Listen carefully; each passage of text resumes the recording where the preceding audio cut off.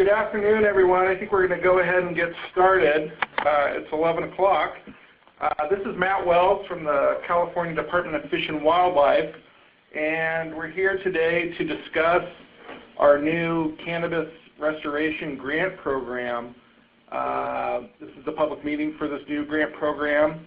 For folks joining, if you can please mute your phones. I'm not going to mute them from my end. Just cut down on the noise, that would be great. Do we happen to have Assemblymember Wood on the phone?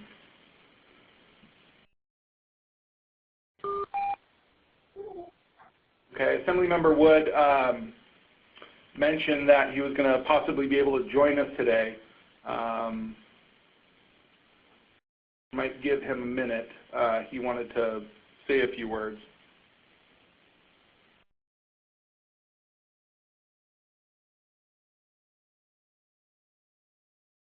Okay, well, if Assemblymember Wood happens to join, we'll let him say a few words. Assemblymember Wood, by way of context, is the author of Assembly Bill 243, which was one of the pieces of legislation largely leading to our current efforts with regards to cannabis cultivation and its effects on the environment.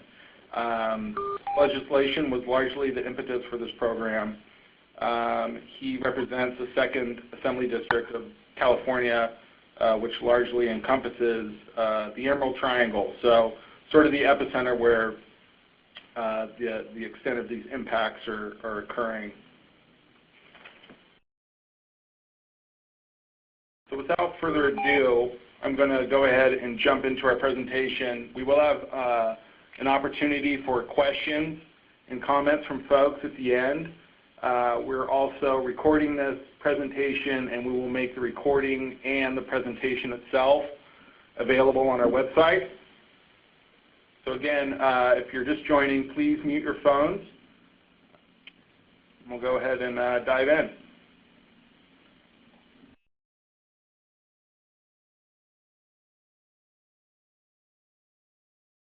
So California's fish and wildlife, as we all know, are severely impacted by cannabis cultivation practices currently occurring.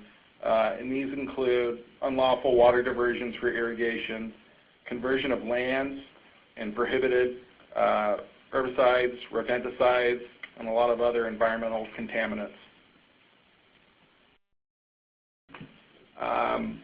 As I mentioned earlier, Assembly Bill 243 is sort of the driving force of this particular grant program with regards to the effects of cannabis cultivation. And in the governor's signing message for the bill, he specifically directed the Natural Resources Agency to address these issues.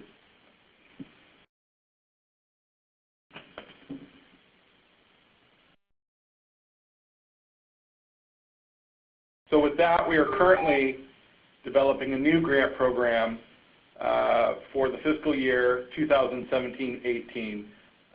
The May revision of the governor's budget includes $1.5 million, which will be available for grant funding in the next fiscal year starting July 1. We're currently developing a proposal solicitation notice, and we are hoping to have that out on the street June 1, which is fast approaching. There's a very tight time frame program, so we're going to come to the end, but just be aware that it's faster than some of our other grant programs. We're hoping to not only have awards announced, but projects actually implemented with grant agreements executed by the end of 2017. There are no minimum or maximum dollar amounts that can be applied for this grant program. Just keep in mind that there is a total limit of $1.5 million available. Just another reminder for folks, if you just joined, please mute your phones. It'll cut down on some of the noise. Thank you. As I mentioned, we're hoping to have grants executed by the end of 2017. The program is an offshoot of part of the existing fisheries restoration grant program, and with that, we're able to provide a programmatic CEQA and permitting projects. You are not required to participate in this programmatic CEQA and permitting, but it is being offered as part of the process. By doing that, this program works largely off of the existing restoration manual that is used with the Fisheries Restoration Grant Program. Standard grant term for these projects will be 3 years, and eligible applicants include public agencies at the federal, state, and local level, nonprofits, and Indian tribes.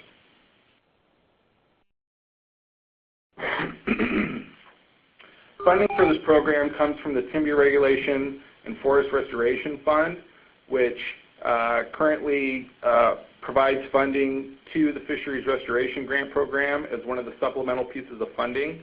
As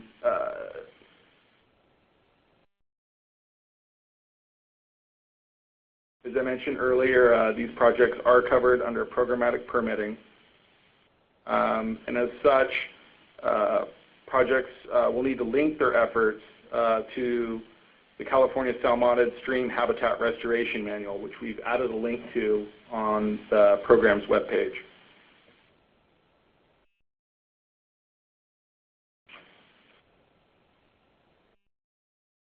So this grant program has a very specific focus, obviously, and it's broken down into 4 criteria.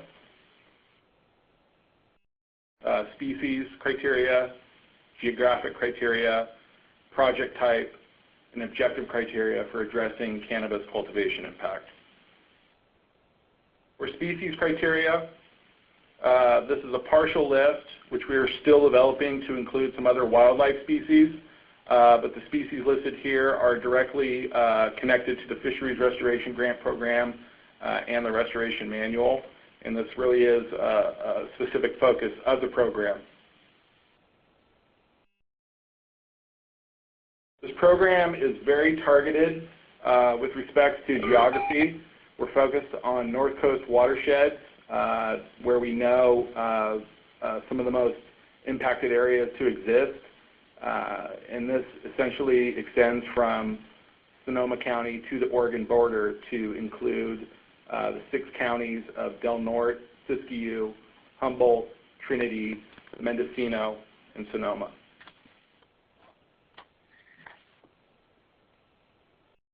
It's worth pointing out that given that we're working within the purview of the Fisheries Restoration Grant Program with programmatic permitting and CEQA, may limit certain watersheds where there's caps placed on annual projects to be approved.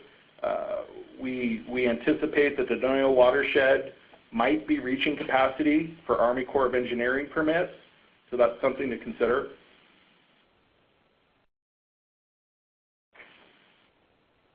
These project types listed follow the Fisheries Restoration Grant Program project types. And it's worth noting that we're only funding implementation projects.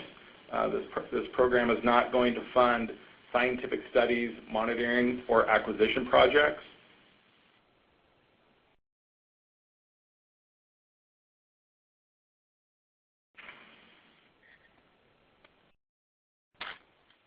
In terms of submitting proposals, we're using the Natural Resources new grant application system that we're also currently using for the Proposition 1 grant programs. It's called the System for Online Application Review, SOAR, and there's a link to that. There will be a link to that within the solicitation with instructions. It's very similar to the FAST system that we've used through the State Water Resources Control Board. And just to point out and remind folks, this is and will be a competitive grant program, so applications will need to be complete, and folks are going to have to work within the PSN and the application to ensure questions are being addressed thoroughly and accurately. This is sort of an overview of our review process. So while this this program sort of exists under the purview of the Fisheries Restoration Grant Program. The review process is modeled after what we use for the Proposition 1 Restoration Grant Program. So there's several layers of review, starting with an administrative pass-fail review to ensure that the application is complete, that the entity submitting the application is in fact eligible. From there, it goes to a technical review. Each proposal will be assigned 2 to 3 reviewers who will assess and review the proposals on a quantitative basis. Those scores will be averaged and weighted, and then those scores will be taken to a selection panel. And this is a broad group of leadership within Department of Fish and Wildlife, made up of branch chiefs, regional managers, and the goal here is to sort of temper the quantitative analysis with a sort of a holistic view of all the projects and the scope of the area that we're trying to uncover to ensure that we're putting forth the best projects that are ready to go and really meet the department's objectives. And so that finalized list will then go to the director of the department, who will review and finalize those recommendations. From there, proposals will be awarded and grant agreements will be executed shortly thereafter. So in terms of timeline, as I mentioned, we're hoping to have this solicitation out June 1, with proposals due at the end of that month, June 30th. We'll be hopefully announcing awards in November of 2017 and have grant agreements executed shortly thereafter by the end of the year, 2017. In terms of contacting us, we have an email address, watershedgrants@wildlife.ca.gov, and down below is our web page address for the Cannabis Restoration Grant Program. Before I turn it over for questions, I'm going to check one more time to see if Assemblymember Wood had a chance to join us. Mr. Assemblyman, are you there? Okay. Well, he wasn't able to make it. We will have a recording of the first webinar that we did this week. The Assemblymember was on that, and he kicked off that meeting, and you'll be able to go and listen to that if you so desire. So at this point, I'm going to go ahead and open it up for questions. Does anyone on the phone have a question?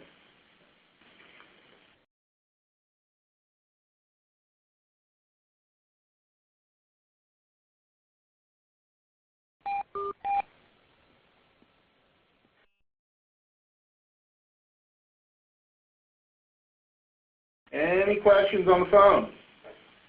Yes, I have a question. Okay. Will this grant opportunity be offered again for areas in Southern California? I work for the Los Padres National Forest, and we have an issue here with cannabis cultivation. Sure. We're treating this solicitation as a one-off. This is a one-time piece of funding that we were able to secure for these efforts. There's a lot of work being done with cannabis in California with the passage of different bills, including Prop 64. This funding is not directly tied to any of that cannabis money.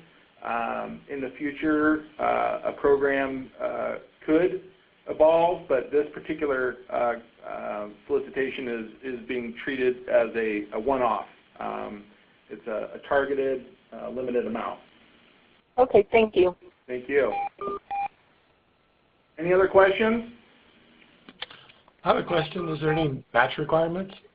Great question. There is no match, no cost share required. There will be points awarded for any cost share, but we are not requiring cost share or match.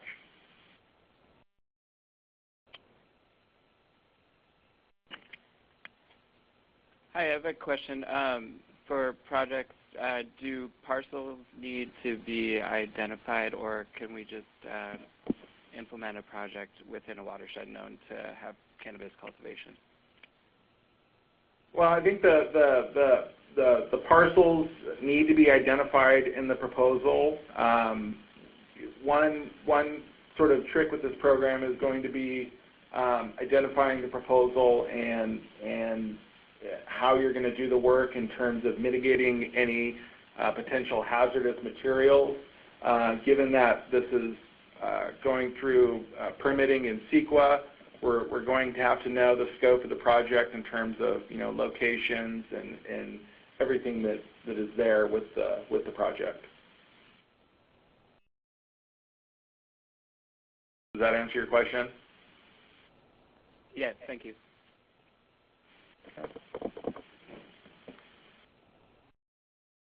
Any other questions?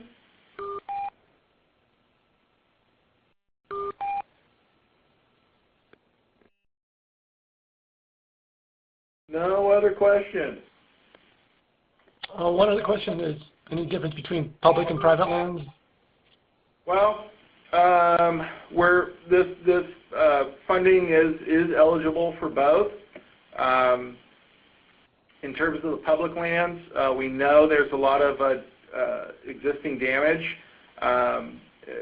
With private lands, we're going to need to ensure that no project that we're funding is a result of any violations. So if a landowner is involved in marijuana cultivation, we cannot fund a project that fulfills a requirement that's a result of a violation or an infraction. So that's going to be probably a little bit extra effort on behalf of the applicant. Can the projects cover multiple non-contiguous parcels? I think so. If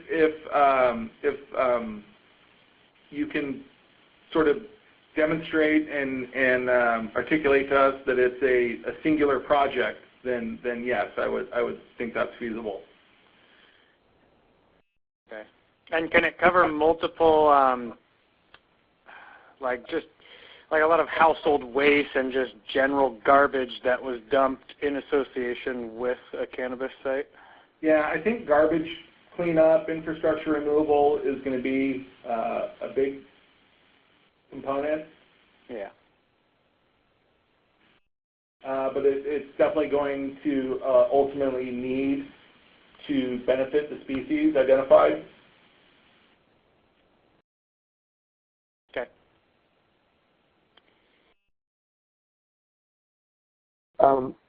I'm sorry if you already said this, but I know there's not a lot of money in this pool in general, but is there a maximum grant award amount that you specified? No maximum award amounts, no minimum requests.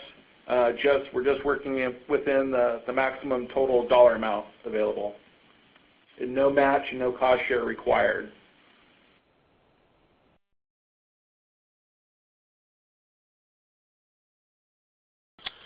As this is going under fisheries, will there be any mammals included? Yes, we're working to expand the list of species to wildlife, and that'll be listed out in the solicitation.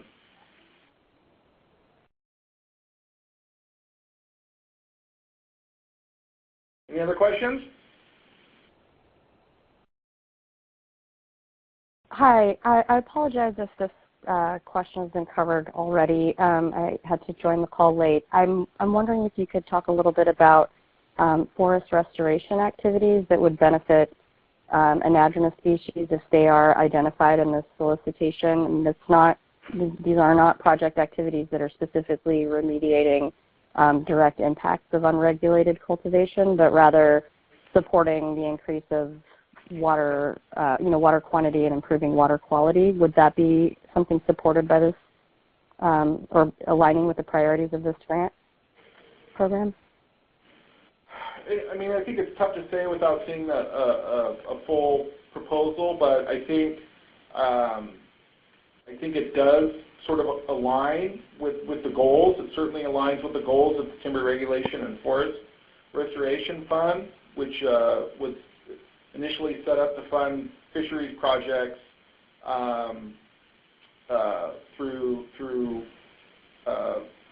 impacted through legacy forest management practices. So I think that's sort of aligned, but to really get at the heart of what this program is intending is to remediate and restore watersheds impacted directly by marijuana cultivation. Thank you. Sure, thank you. So one other question. Can we, up until the formal solicitation is released, can we pre-consult about a particular project idea by phone? Absolutely. Great, thank you. Sure.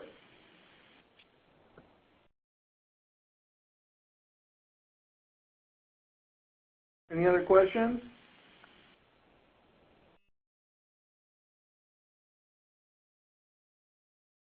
Okay, well, if there aren't any other questions, we're going to go ahead and end the conference. As I mentioned, with the, someone there? With the website address and email address, folks can feel free to contact us with any questions about the grant program. And we'd like to thank you for participating today. We're going to go ahead and sign off. Thank you.